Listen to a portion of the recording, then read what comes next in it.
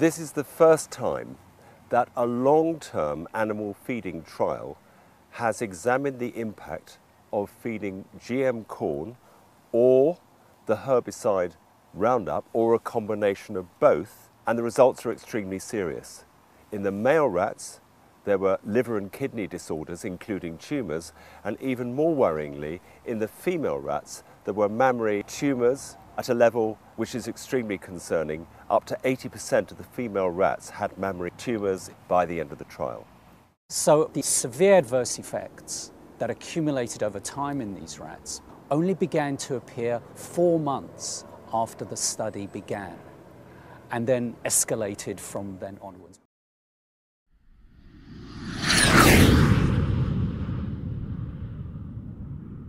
GM corn is widely grown in America, and millions of tons a year are being imported into this country and fed to pigs, chickens and dairy cows. So we're eating the GM corn processed through animals. In the case of Roundup, it's the world's most popular weed killer. It's advertised on television for use in people's gardens. It's used on a huge scale growing crops in this country. And residues at levels which this research trial suggests could be harmful to human health in the long term are finding their way into our food.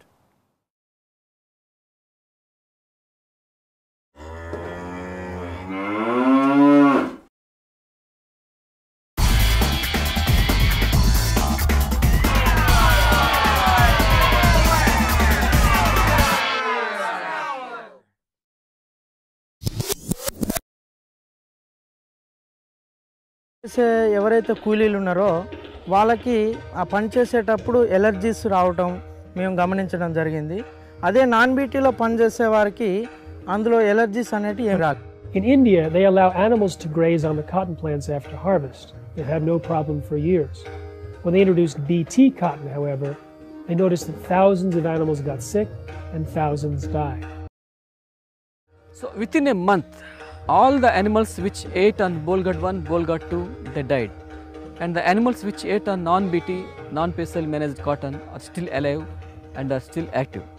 I visited a village in Andhra Pradesh. They had allowed their buffalo to graze on cotton plants after harvest for years without a problem.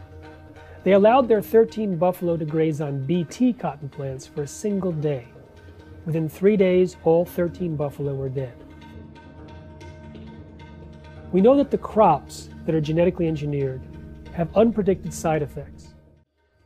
High-cost seed with unreliable performance is what is getting farmers into debt, and debt is what is causing the farm suicides.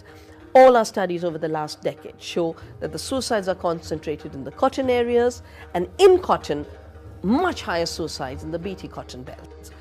My assessment is 250,000 farm suicides in this country, of which at least 3/4 is BT-linked.